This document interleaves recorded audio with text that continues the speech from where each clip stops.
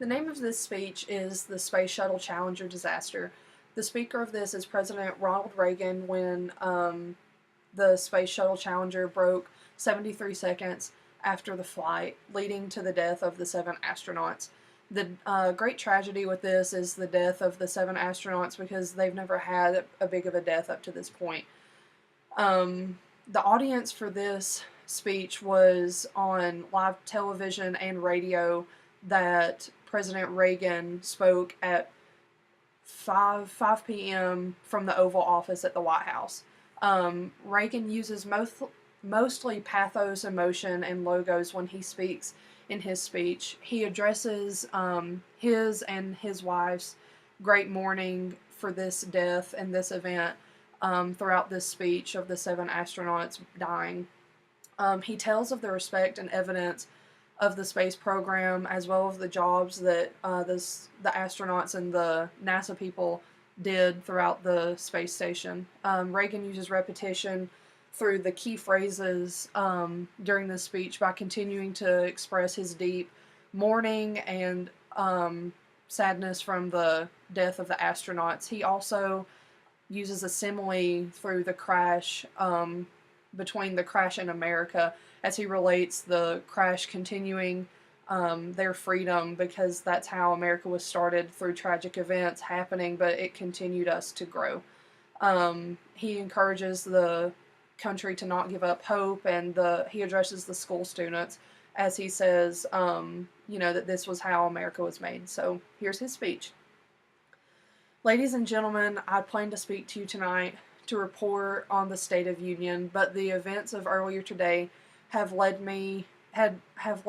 Nancy and I to do otherwise. Today is a day for mourning and remembering, and Nancy and I are pained to the core by the tragedy of the Shuttle Challenger. We know we share this plan with all of the people of our country. This is a truly national loss. 19 years ago, almost to the day, we lost 3 astronauts in a terrible accident on the ground, but we've never lost an astronaut in flight. We've never had a tragedy like this, and we perhaps have forgotten the courage it took for the crew of the shuttle. The Challenger 7 were aware of their dangers, but overcame them and did their jobs brilliantly. We mourn 7 heroes: Michael Smith, Dick Scobie, Judith Resnick, Ronald McNair, Ellison Onizuka, Gregory Jarvis, and Krista McAlfee. We mourn their loss as a nation together. For the families of the 7, we cannot bear, as you do, the full impact of this tragedy, but we feel the loss, and we're thinking about you very much. But we feel...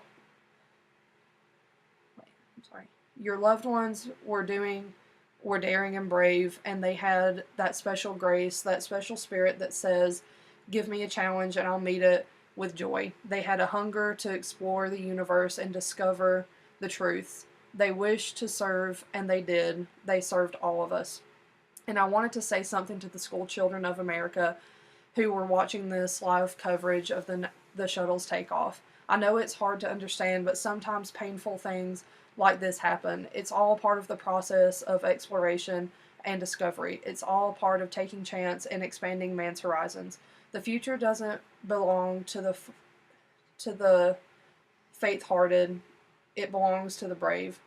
The Challenger crew was pulling us into the future, and we'll continue to follow them. I've always had great faith and respect for our space program, and what happened today has nothing to diminish it.